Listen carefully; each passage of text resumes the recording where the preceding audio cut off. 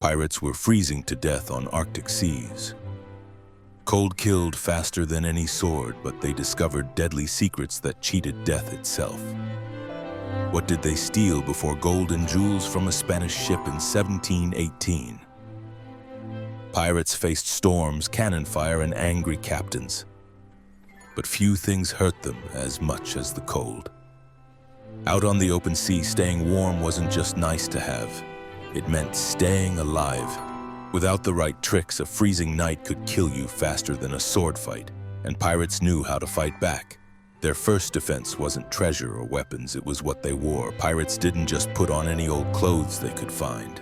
They made systems that would wow even today's outdoor fans.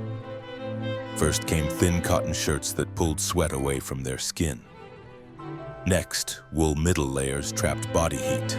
Finally, outer layers of leather or oiled cloth kept wind and water away. A pirate might look chunky walking around the deck in all these clothes, but they'd live to steal another day. Wet clothes could kill faster than any Navy ship. When waves crashed over the sides and soaked a pirate to the bone, they had tricks to stay alive. Wool became their magic cloth. Even when soaking wet, wool keeps about 60% of its warming power. Pirates would quickly squeeze out wet clothes rather than take them off completely. They knew that even damp wool was better than nothing. Ships often had fake clotheslines hung below deck where clothes could dry without blowing away. A cold head makes for a dead pirate wasn't just a saying, it was survival wisdom. While we picture pirates with flashy bandanas, their headgear choices were deeply smart. Three-cornered hats weren't just for looks. Their wide brims sent rain away from faces and necks. Under these, pirates often wore tight caps or bandanas that covered their ears. Since humans lose up to 25% of body heat through their heads, this simple trick kept many pirates alive through bitter nights on watch. A simple sock became treasure as valuable as gold when temperatures dropped. Pirates saved extra pairs and came up with clever changes. Some stuffed their shoes with straw or rags for extra warmth. Others wore many pairs layered together. One story from a captured pirate mentioned socks being so valuable that they were listed in ship rules about how stolen goods should be split up. When a Spanish trader ship was captured off the coast of Cuba in 1718, the first items stolen weren't jewelry or coins. They were the dry woolen socks found in the captain's room. Fingers and hands needed special care too. Frozen fingers couldn't tie knots or hold weapons. A deadly problem in their dangerous job. Pirates made rough mittens from scraps of leather and wool, often leaving the trigger finger free for those times when they needed to defend the ship. Some crew members promised that coating their hands in animal fat or whale oil before putting on gloves helped. It made an extra barrier against the biting cold. When pirates captured military ships, the coats and boots on board weren't just prizes, they were survival gear. Navy and Army uniforms were made of better wool and leather than most pirates could get otherwise. The thick wool coats of British Royal Navy officers were especially wanted, not just for their warmth, but because they kept water out. Pirates didn't care about badges or decorations. They valued what worked over what looked good when freezing winds blew. A pirate might sail with symbols from 3 different navies on his stolen clothes. A fashion mistake that kept him nice and warm. Sometimes even the best clothes weren't enough. On really cold nights, pirates gave up any idea of personal space. They huddled together in groups, sharing body heat in the most protected parts of the ship. Some captains allowed the use of precious blankets and furs that would normally be saved for trading. In truly desperate times, cannonballs would be heated in the kitchen fire, wrapped in rigs, and placed in sleeping areas to give off warmth through the night, just far enough away to prevent burns. These clothing tricks weren't just about comfort, they were about survival and keeping fighting ability. A pirate crew suffering from being too cold couldn't defend against attackers or manage a ship through stormy seas. The most successful pirate captains understood that keeping their crew warm was just as important as keeping them fed. But staying warm wasn't just about what pirates wore. As the biting cold continued to challenge them, they turned to what they put in their bodies as another source of warmth. Food wasn't just about satisfying hunger. It was fuel that kept the body's inner fire burning when icy winds howled across the deck. Pirates discovered through trial and error that certain foods made more body heat than others.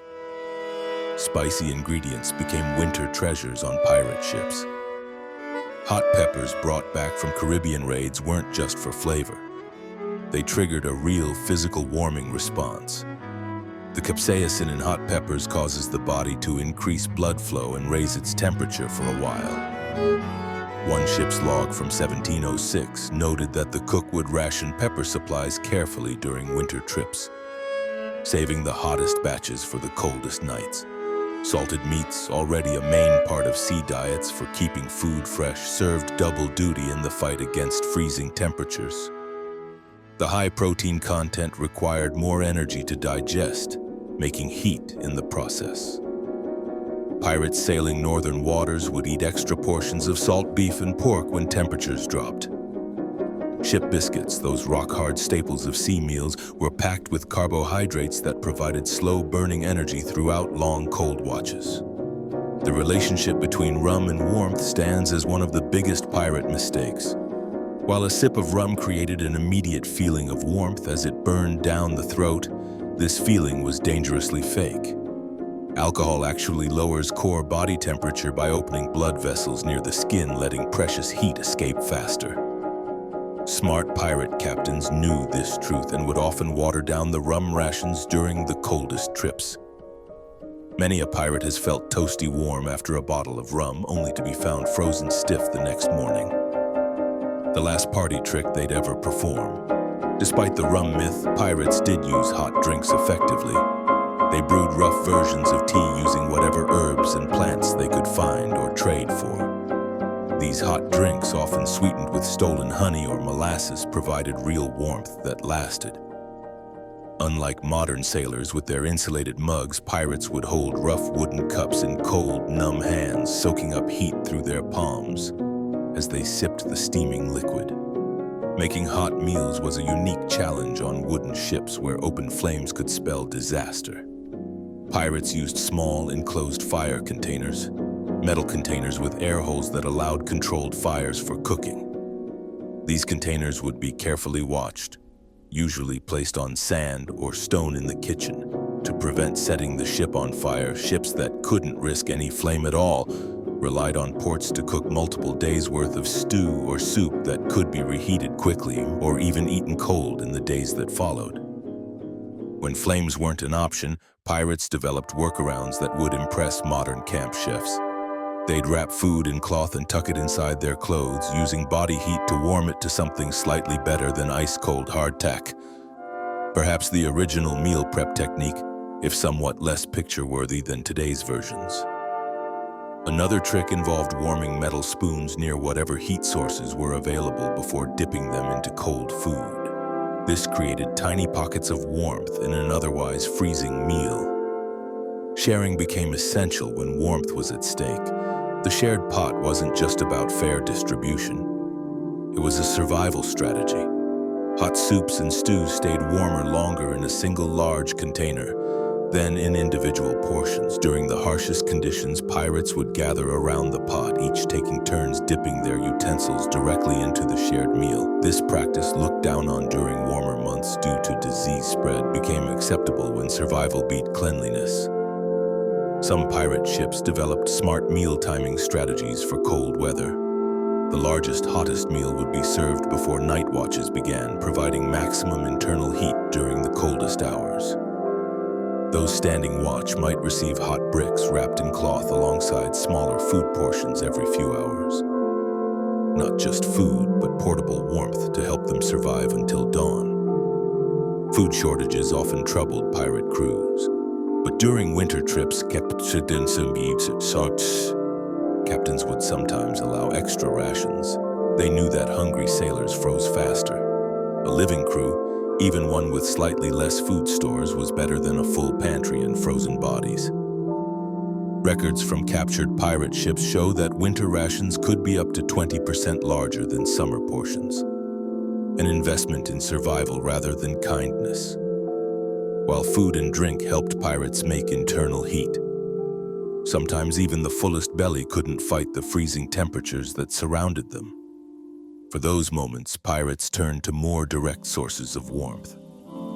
Pirates faced a basic problem: how to create warmth on a wooden ship without burning it to the waterline. This challenge required creativity that went beyond simply lighting a bonfire on deck. The wooden structure of sailing ships created a deadly puzzle. Fire provided life-saving warmth, but threatened instant destruction if it got loose. A single stray spark could light tarred ropes, wooden planks, or canvas sails, turning a ship into a floating fire within minutes. Records from the early 18th century show that about 1 in 20 ships lost at sea went down not from storms or enemy action, but from accidental fires, often started by desperate attempts to stay warm. As one pirate saying went, "Fire keeps you warm once, but drowning keeps you cold forever." To manage this risk, pirates developed special containers for controlled fires. Enclosed fire containers became prized possessions on cold weather trips. These metal containers, often made from old ship parts or stolen goods, had tight-fitting lids and air holes that let heat escape while containing sparks. More than one foolish cabin boy earned a whipping after leaving a container lid crooked. A mistake that could have earned the entire crew a one-way swim in freezing waters. Ship lanterns served double duty during cold spells. Beyond providing light, the heat made by oil lamps and candle lanterns became precious. Pirates would gather around navigation lanterns during night watches, using the modest heat to warm their hands. Some creative souls developed rotating schedules where crew members would take turns standing near the lantern, each warming different parts of their bodies before switching positions. One pirate journal mentions a lantern dance where sailors would shuffle in circles around the warmest lamp, leading to the only known instance where a ship's navigator threatened mutiny over excessive lamp-based choreography. Metal objects became unexpected allies in the battle against freezing temperatures. Cannonballs, normally tools of destruction, transformed into heat holders during bitter nights. The kitchen fire would be used to heat these iron spheres, which were then wrapped in scrap cloth and spread throughout sleeping areas. A single heated cannonball could give off warmth for hours, making the difference between sleep and shivering. Ship carpenters might heat their tools during the day, tucking warm hammers and mallets into their bedding at night to create pockets of heated air. The practice of sleeping in groups wasn't just a space-saving measure on crowded ships. Pirates practiced what modern survival experts call the huddle, a defensive formation against cold that relies on shared body heat. During Arctic passages, up to 6 men might sleep pressed together, rotating positions throughout the night so that no single person remained exposed to the cold edge of the formation. Studies of body heat transfer suggest this practice could raise the effective temperature felt by the group by as much as 15 degrees. Stolen goods often found unexpected uses in pirate warming strategies. Fancy furs and blankets meant for wealthy merchants became shared warming resources. Rugs and tapestries were repurposed as insulation hung against the wooden walls of the ship to create air pockets that trapped heat. One account describes a pirate captain who ordered a stolen silk merchant's entire inventory used as insulation in the crew quarters, at the same time keeping his men warm and removing evidence of the theft. The very structure of the ship dictated where warmth could be found. Ships made their own heat patterns, with some areas naturally warmer than others. The kitchen with its cooking fires remained the heart of warmth. Areas near the center of the ship below the waterline kept more stable temperatures than exposed upper decks. Pirates learned to map these warm zones and would rotate sleeping positions based on who had endured the coldest watches or performed the most physically demanding tasks. Ship design itself evolved partly in response to cold weather challenges. Pirates operating in northern waters preferred ships with more enclosed spaces. They would modify captured ships, adding canvas partitions and makeshift walls to create smaller air pockets that held heat more effectively. The most wanted ships had small, well-insulated captain's quarters. This explained why mutinies mysteriously increased by 30% during winter months. Nothing motivated democratic rearrangement of sleeping quarters, quite like frostbite. Water, normally the enemy of warmth, could sometimes serve as a friend. The temperature of the sea itself rarely drops below freezing, keeping a constant temperature that can feel warm compared to bitter winds. Some desperate pirates would use this principle by rigging tarps to catch and channel small amounts of seawater into containers within the ship's interior. This created thermal mass that, while damp, released steady heat as it gradually cooled to air temperature. These heating solutions required constant watching and adjustment. Unlike modern heating systems with their thermostats and automatic controls, pirate warmth depended on human attention. Watches would include checking fire containers, rotating heating objects, and watching for dangerous situations. The role of fire watcher became critical, often assigned to the newest crew member. They learned quickly that falling asleep on this duty could mean death for everyone aboard. While these heat sources provided critical protection against the deadly cold, they represented only part of a pirate's winter survival strategy. The most successful crews combined these warming methods with other approaches that made life possible even in the harshest conditions. Cold has a way of seeping into bones, slowly draining energy until even the strongest sailor becomes a shivering, useless lump. Pirates discovered what modern science confirms: a moving body is a warm body. Where naval ships might allow idle sailors during peaceful passages, pirate ships in cold waters developed a culture that kept everyone in motion. The normal jobs on a ship gave pirates many chances to warm up. Hoisting sails required tremendous upper body strength, making heat that could last for hours afterward. During particularly cold conditions, captains would order unnecessary sail changes, not for tactical advantage, but simply to keep the crew warm through physical labor. One pirate logbook mentions a captain who ordered the mainsail raised and lowered 7 times in a single morning, claiming he couldn't make up his mind about the weather, when really he was preventing his crew from freezing solid. Deck scrubbing, normally a punishment or basic maintenance task, gained new purpose during winter trips. The constant bending, scrubbing, and moving across the deck got blood flowing to fingers, toes, and ears. The body parts that freeze first. Some pirate ships developed rotation systems where each crew member spent at least 1 hour per day on hands and knees scrubbing, regardless of the deck's cleanliness. The unexpected benefit. Pirate ships operating in northern waters often had the cleanest decks in the Atlantic. The ropes and lines used to control the sails became a surprising friend in the fight against cold. Climbing the web of ropes that controlled sails made pirates use their whole body, creating lots of body heat. Records show that lookout duties in the crow's nest, typically the coldest, most exposed position on the ship, were limited to 15-minute shifts in Arctic conditions. The climb up and down actually produced more warmth than the time spent watching for ships or land. Combat training served dual purposes in freezing conditions.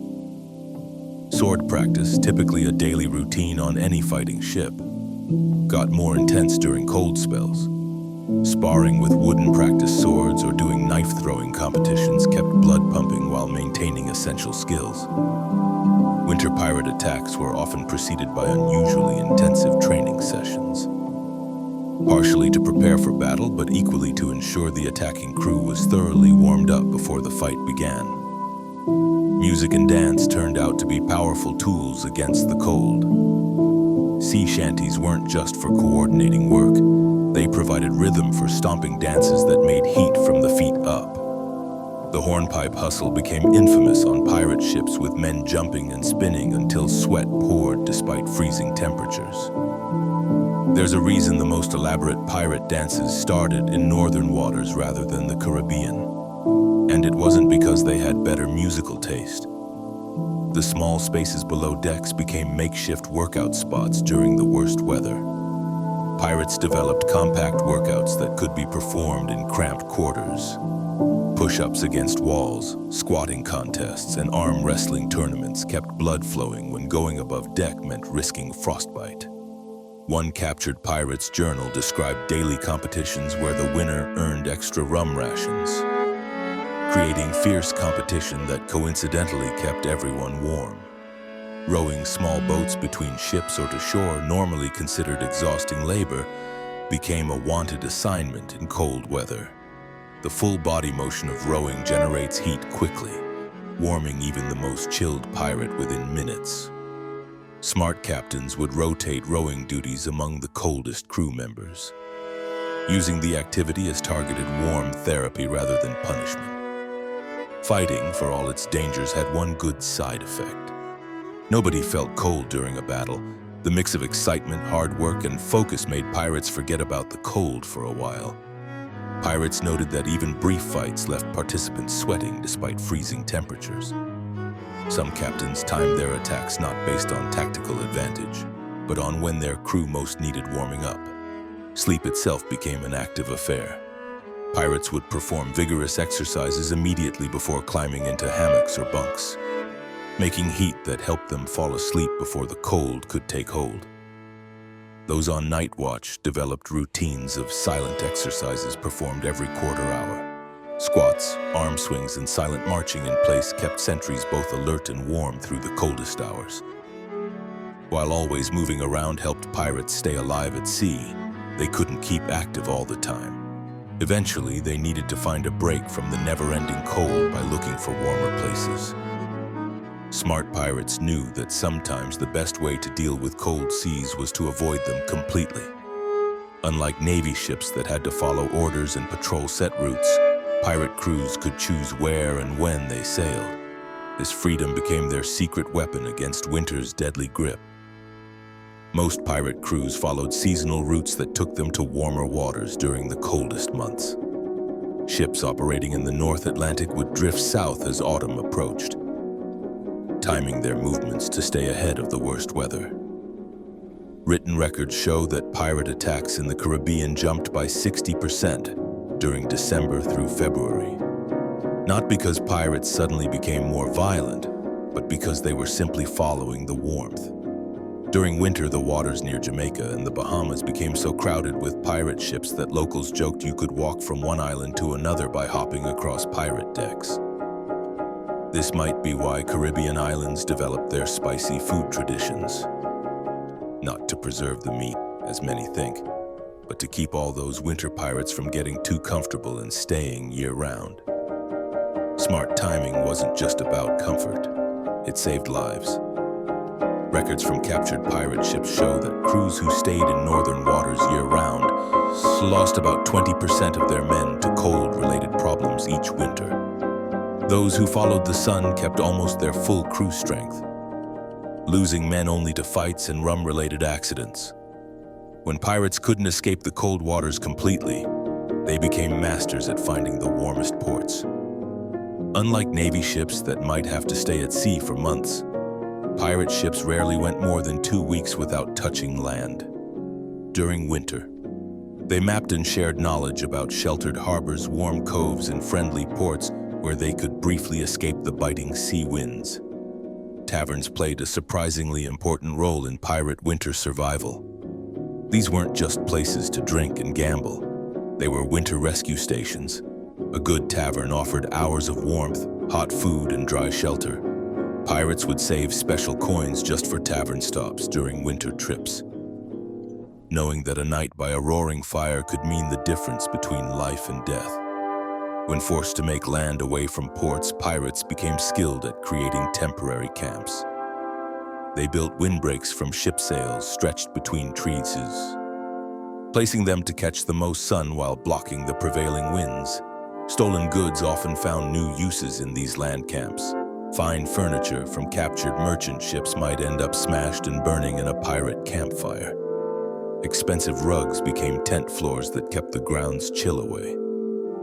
Nothing says fearsome pirate quite like a bearded man in a pink silk dressing gown, but it beats freezing to death with your dignity intact.